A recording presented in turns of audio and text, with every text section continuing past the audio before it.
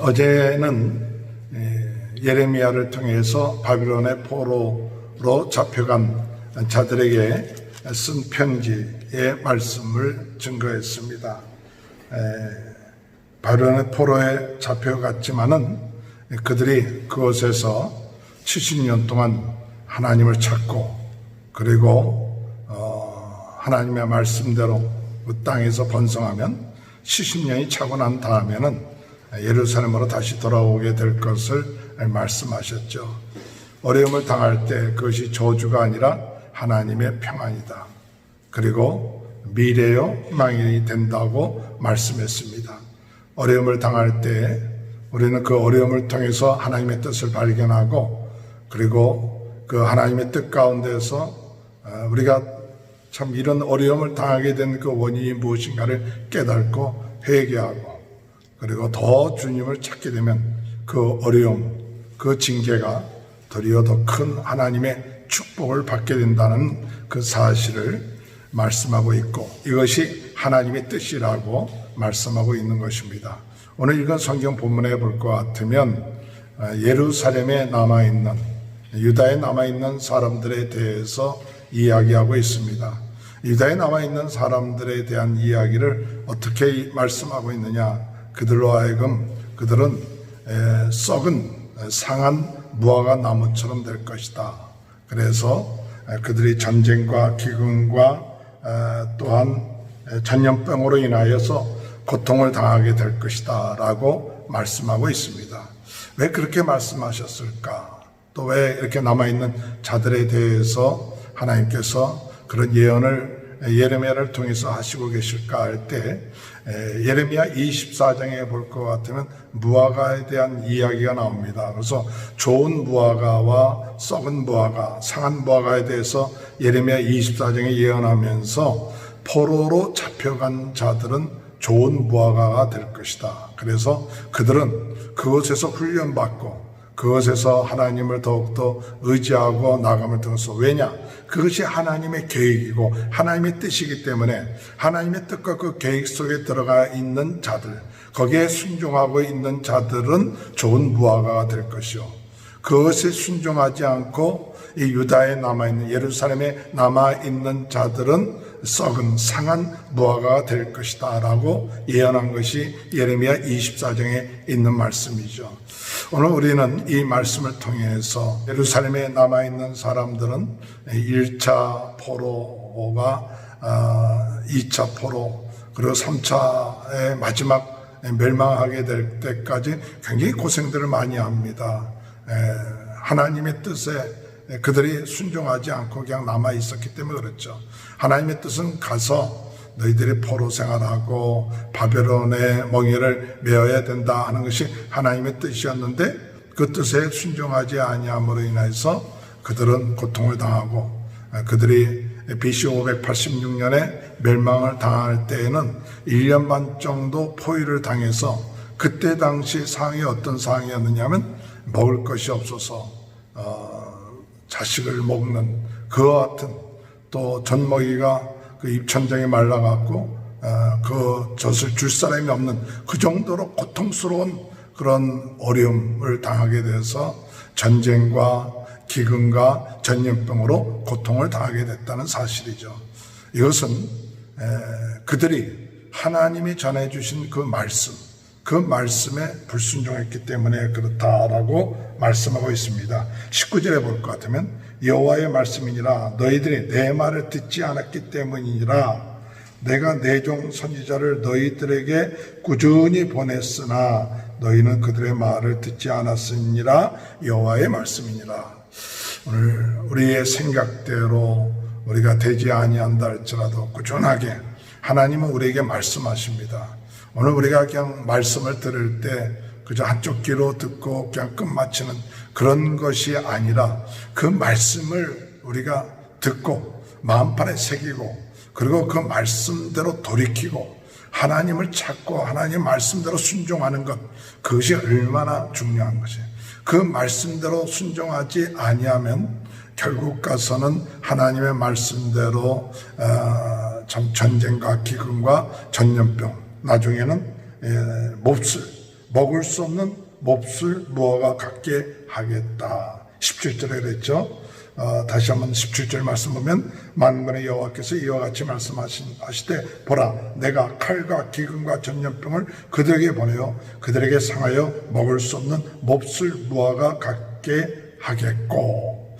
하나님의 말씀 순종하면 우리가 지금 잘못하고 또 어려운 가운데 있어도 좋은 무화과로 하나님께서 변하게 해주시지만 하나님 말씀에 계속해서 순종하지 않고 나가면 결국 가서는 하나님의 심판을 받게 되고 몹쓸 먹을 수 없는 무화과 나무가 된다는 사실을 깨닫고 오늘 이 마지막 때 우리가 하나님 말씀 듣고 순종하는 복된 자의 삶을 살게 되는 귀한 축복이 있게 되시길 주님의 이름으로 축원합니다. 그 다음에 나머지 20절에 그 뒷부분에 볼 것 같으면 20절 23절에 볼 것 같으면 바벨론 포로 생활하면서 그곳에서 또 예언자들이 나오죠.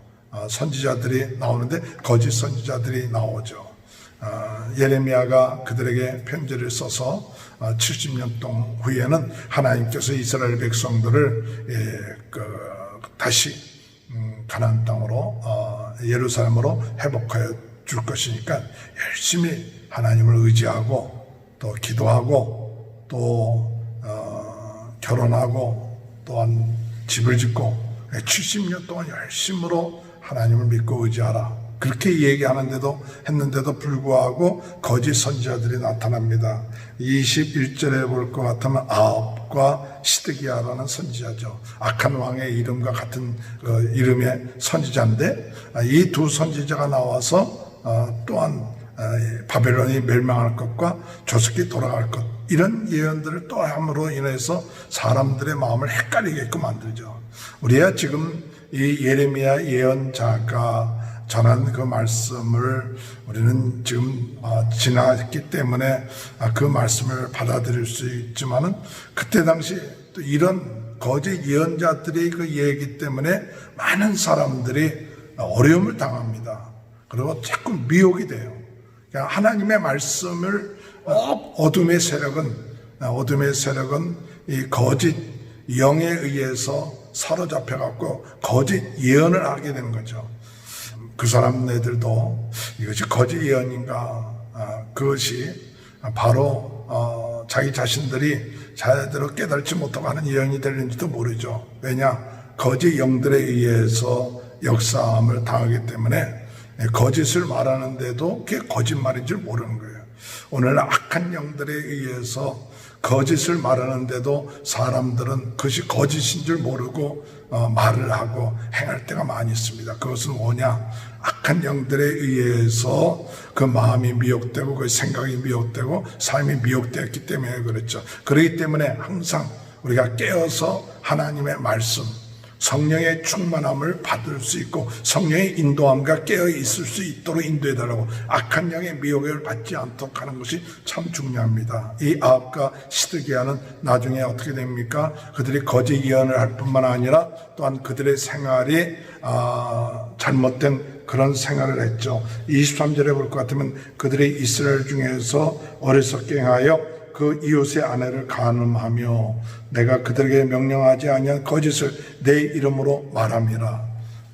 이웃의 아내를 간음했을 뿐만 아니라 하나님께서 말씀하신 그 말씀을 전하지 아니하고 그리고 명령하지 아니한 거짓을 말함으로 인해서 그들이 어떻게 됩니까? 22절에 볼 것 같으면 바벨론에 있는 유다의 모든 포로가 그들을 저주거리로 삼아서 이르기를 여호와께서 너를 바벨론 왕이 불살라 죽인 시드기야와 아합 같게 하시기를 원하노라. 이들은 아합과 시드기야는 결국 그 블레셋 왕에 의해서 어떻게 됩니까? 불살라 죽임을 당하고 저주거리가 되는 그런 모습을 보게 되는 것을 우리가 알 수가 있습니다.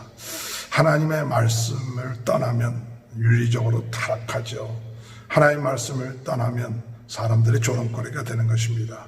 오늘 이 마지막 때 우리 성도들은 이 어려운 때일수록 더 무엇을 붙잡아야 되느냐? 하나님의 말씀을 붙잡고 나가는 그런 성도들이 되어야 되고 진정으로 하나님의 말씀 붙잡고 나갈 때 우리는 우리의 삶이 주의 은혜 가운데, 성령의 은혜 가운데 우리의 삶이 타락되지 아니하고 또 잘못된 길로 가지 아니하고 좀 어렵지만, 좀 힘들지만, 좀 고통스럽지만 더욱 주님을 찾게 되고 더 주님과 가까워지고 더 주님의 은혜 안에서 생활하는 그런 삶을 살게 될 것입니다. 여러 가지 어려운 삶 가운데 있는 우리 모두들, 이런 기회가 도리어 하나님을 더 가까이 함으로 훈련되는 그런 기회가 되시고 더 하나님과 깊은 긴밀한 그런 교제의 그런 기회가 됨으로 인하여 나중에 더 큰 정금같이 우리의 믿음이 나오게 되는 귀한 은혜의 역사가 있게 되시길 주님의 이름으로 축원합니다. 하나님 아버지 감사합니다. 하나님 말씀을 계속해서 전하는데도 불구하고 듣지 않았던 예루살렘에 남아있던 자들은 결국은 하나님께서 전쟁과 기근과 아버지 하나님 전염병으로 그들이 참 저주거리가 되고 고통을 당했던 것을 볼 수가 있습니다.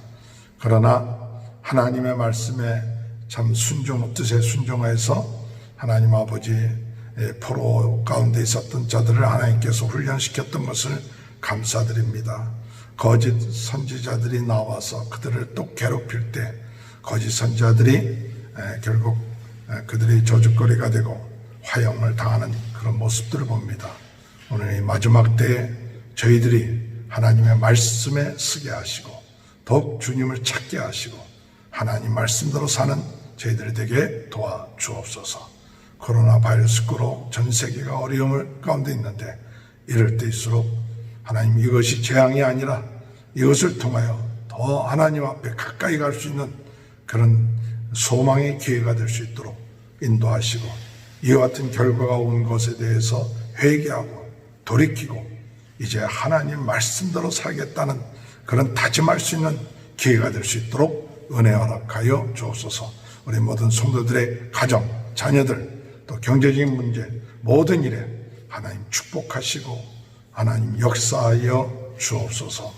지금은 우리 주 예수 그리스도의 은혜와 하나님 아버지의 극전하신 사랑하심과 성령의 감동, 감화, 내주, 교통하신 역사가 어려움 가운데서도 더욱더 하나님 말씀을 찾고 나아가며 기도하는 자가 됨으로 인하여 하나님의 예비해 놓으신 놀라운 축복 가운데 들어가는 귀한 은혜가 지금부터 영원토록 함께하여 주시옵기를 간절히 축원하옵나이다. 아멘.